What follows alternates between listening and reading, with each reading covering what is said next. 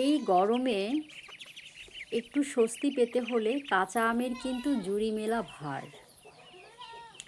কাঁচা আমে আছে ভীষণ স্বাস্থ্য উপকারিতা। কাঁচা আমে থাকে vitamin A, vitamin B, vitamin C, vitamin D.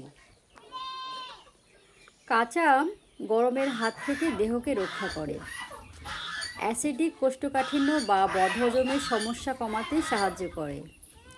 চোখের রেটিনার স্বাস্থ্য রক্ষা করে। লিভারের সমস্যা দূর করে, ঘামাচি প্রতিরোধ করে, ডায়াবেটিস নিয়ন্ত্রণ করে, ওজন কমাতে সাহায্য করে, ব্রণ কমায় ও ত্বক উজ্জ্বল রাখে, রক্ত স্বল্পতা কমাতে সহায়ক।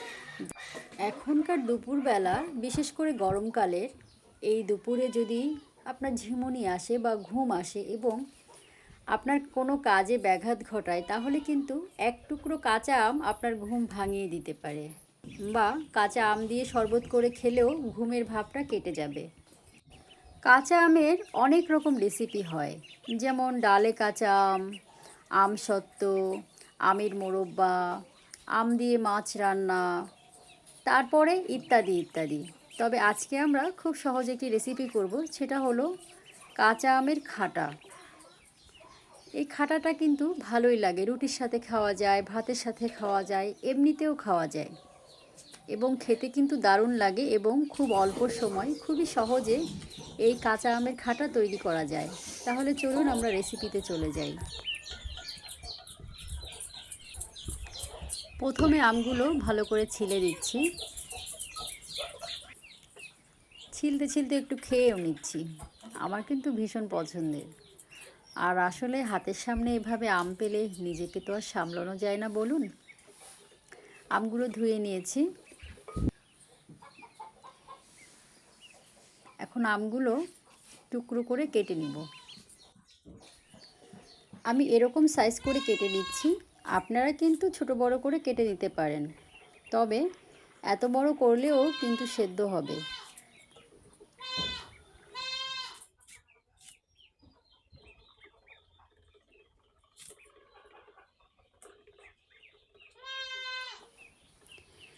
এখন আমি লোহার একটি কড়াইতে পানি দিয়ে নিয়েছি এবং সেখানে টুকরো আমগুলো দিয়ে নিয়েছি।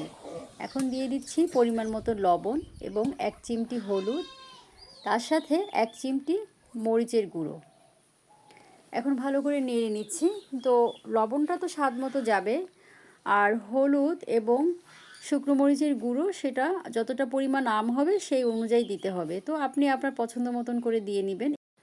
আরেকটি গুরুত্বপূর্ণ বিষয় হলো যে টক জাতীয় খাবার লোহার পাত্রে বা স্টেনলেস স্টিলে রান্না করাই ভালো।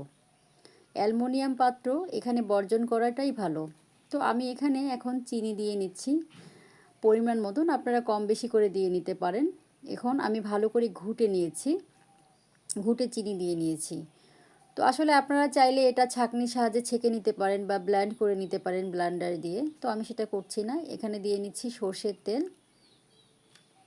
সর্ষে তেলের ভিতরে আমি কিছু শুকনো মরিচ দিয়ে নিয়েছি। শুকনো মরিচটা ভালো করে ভেজে নিব।